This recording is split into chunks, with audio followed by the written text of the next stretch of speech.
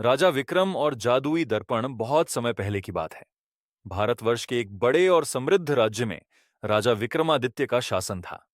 वे न केवल वीर और न्यायप्रिय थे, बल्कि प्रजा की भलाई के लिए भी हर समय तत्पर रहते थे।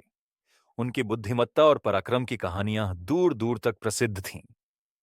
एक रहस्यमयी संत का आगमन। एक दिन राजा के दरबार में एक रहस्यमयी संत आया। उसकी लंबी सफेद दाढ़ी थी और आंखों में अजीब सी चमक थी। उसने राजा को प्रणाम किया और कहा, महाराज, मैं आपके लिए एक अद्भुत उपहार लाया हूं। यह एक जादुई दर्पण है। लेकिन ध्यान रखना, यह दर्पण केवल सच्चाई दिखाता है। राजा ने उत्सुकतापूर्वक दर्पण को देखा। संत ने आगे कहा, जो भी इस दर्पण में देखेगा, उसे अपने वास्तविक स्वरूप का पता चलेगा। यदि कोई पापी इसमें देखेगा, तो उसे अपने पाप दिखेंगे। यदि कोई पुण्यात्मा देखेगा, तो उसे अपने अच्छे कर्म दिखेंगे।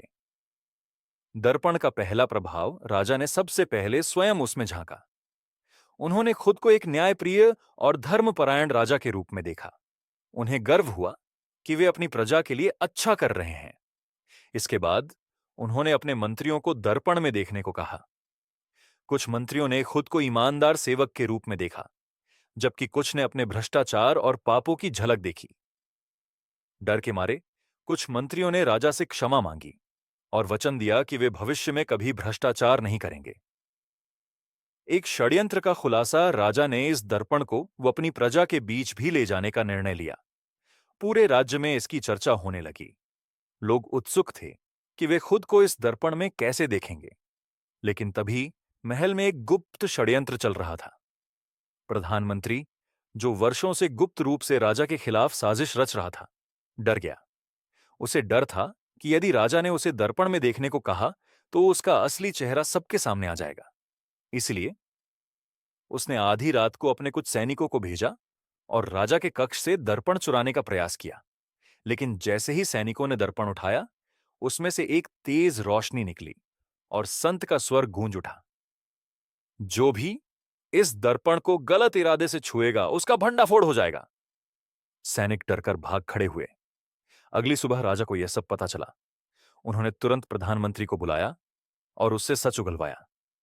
जब प्रधानमंत्री ने दर्पण में देखा, तो उसमें उसकी सभी काली करतूतें दिखने लगीं। लज्जित होकर उसने अपना अपराध स्वीकार कर लिया।